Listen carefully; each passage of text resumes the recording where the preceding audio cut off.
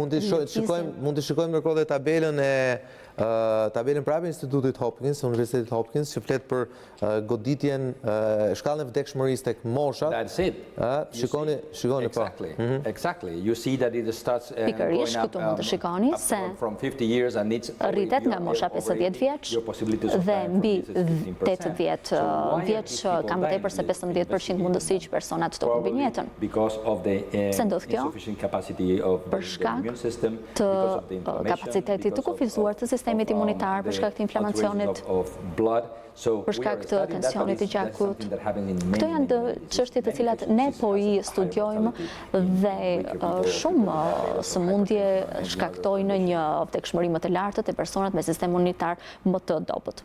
Doktor Gonzales, flasim pak për pacientin zero, i cili është i rëndësishëm në analizën dhe pastaj në ndjekjen e gjithë temi të gjurmëve të përhapjes së sëmundjes, siç e tha dhe kryeministri sot e ka konfirmuar edhe Instituti Shëndetit Publik që nga 10-8 lidhen pikërisht me ato që autoritetet kanë identifikuar si pacientin zero. Por ama mos harrojmë se tek identifikimi i gabuar i pacientit zero mund të jetë dhe pasoja e asaj që ndodhi në Itali. A jeni bindur që autoritetet kanë identifikuar pacientin real zero?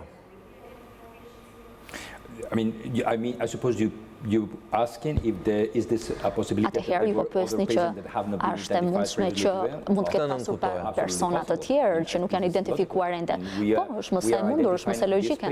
Ne kemi identifikuar këtë person, këtë pacient që kishte simptoma, i cili bëri edhe vetë deklarimin, dhe kjo është një mënyrë që ne këshillojmë publikun. A është e mundur që personi i infektuar të ketë qenë në Shqipëri më përpara? Patjetër që është e mundur. Ne tani në Spanjë llogarisim se është e mundshme që në kohën se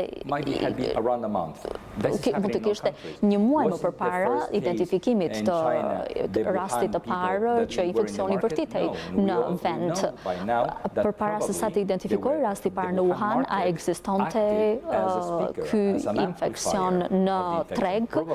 Tregu funksionoi si një amplifikues dhe rastet e para nuk janë identifikuar domosdoshmërisht në treg, por diku tjetër. Me siguri që njerëzit kanë qenë duke qarkulluar më përpara, duke lëvizur më përpara në vend, përpara se sa të identifikojë personi i parë, dhe kjo është mëse normale në sëmundjet infektive. Çfarë do të ndodhte në qoftë se një person i identifikuar vjen nga Gjermania, Spanja, Italia, nga cili do vend, apo nga Irani?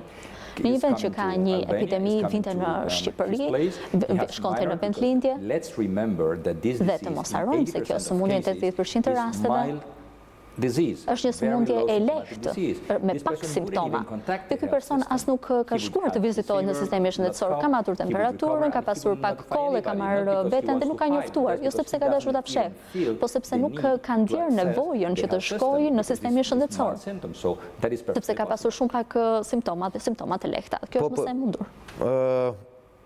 Atëherë, okay, çështja është edhe në çështje terminologjie të sigurisë, shëndetësisë e tjerë, por unë e shoh ti si gazetar. Dhe ne si gazetar punojmë zakonisht me timeline-in. Pra, sistemi ynë është i ngjashëm me atë të hetuesve investigativ. Pra, është koha kur ndodhin ngjarjet. Ky pacient, siç edhe ju e thatë, është vetë identifikuar. Pra, ky ka kaluar them pikën e kontrollit në Muriqan midis Malit Zi dhe Shqipërisë, aty nuk është identifikuar si pacient i mundshëm, bile zërat janë që as nuk është kontrolluar për shkak se nuk ka deklaruar që vinte nga një zonë që deri atëherë ishte një zonë e kuqe, pra që është sot Firenze. Por në datën 6 mars, pra nga 26 shkure deri në 6 mars, ai ka shëtitur, ka bërë një jetë deri diku normale. Me datën 6 mars ai është afruar në një spital privat të njohur në Tiranë. Atëherë, si mund të flasim që autoritetet kanë identifikuar dikë, kur në fakt ai është vetë identifikuar, zoti Gonzales?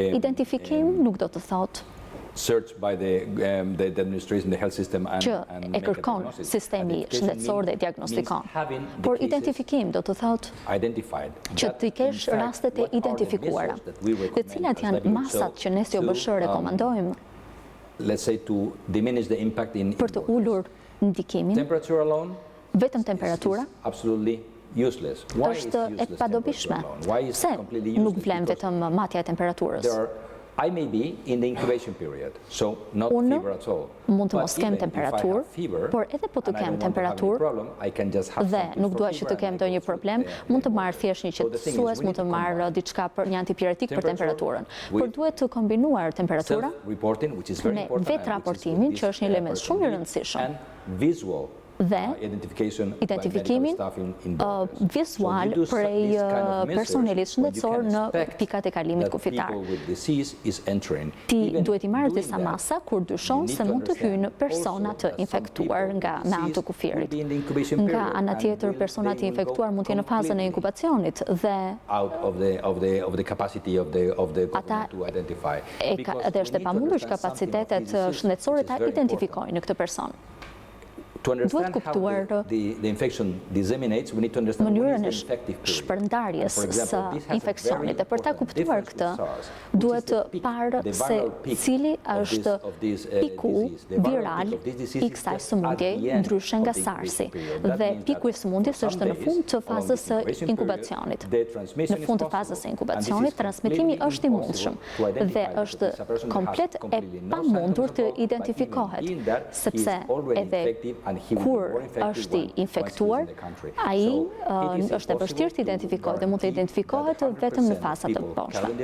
Një pjesë e madhe e personave me koronavirus do të jenë të vështirë për të identifikuar dhe nuk ka një masë që mund të të ndihmojë ty ta identifikosh në fazat e hershme. Një sjellje e tillë ngjan më shumë me gripin sesa me SARS-in. Sepse piku viral, ku ne kemi më tepër viruse në trupin tonë dhe kemi më tepër kapacitet për ta përhapur sëmundjen, ndodh pikërisht në periudhën e fundit të inkubacionit. Dhe për 2-3 ditë, përpara se sa të shfaqen simptomat, ti ke mundësinë që ta shpërndarsh sëmundjen. Zoti Gonzales, ja bëj këtë pyetje pasi ju jeni drejtuesi i OBSH-s në Shqipëri dhe sigurisht mendimi juaj ka vlerë edhe në sensin e një gjyqtari ndërkombëtar në këtë luftë që kemi jo thjesht me virusin, por që ka të bashkangjitur dhe natyrisht debatet publike dhe politike në vend. Dhe frika jon është edhe atyre që mund të kenë besim në sistem, është se ne mund ta ngjasim e njëjta gjë që i ngjau Italisë. Pra sa shanse ka që ne të përjetojmë një skenar që përjeton Italia, e cila sot ka një sistem shëndetësor që thuajse është gjunjëzuar para virusit. Le të themi ndoshta nuk mund thuhet zyrtarisht nga autoritetet, por vetë kryeministri italian flet për një orë të errët të Italisë, pavarësisht se ai thotë që gjëja do të kalojë. Pra sa shanse ka që të ketë një efekt zinxhir dhe ajo që ndodhi në Itali të ndodhi edhe në Shqipëri. Sepse këtu pastaj, dhe kjo është dilema më e madhe, duke mos pasur një sistem shëndetësor si Italia, ne rrezikojmë atë që shfaq grafiku. Rrezikojmë kurbën e kuqe, rrezikojmë temi kolapsin e sistemit shëndetësor dhe rrezikojmë që koronavirusi të shkaktoj viktima jo vetë si virus, sesa për shkak të mospasis mundësi sistemit të shëroj apo të kujdeset për pacientët. Pasi ju e thatë, kurimi i pacientëve është një etapë e gjatë pra që shkon në mbi 2 apo 3 javë. Unë kuptoj plotësisht shqetësimin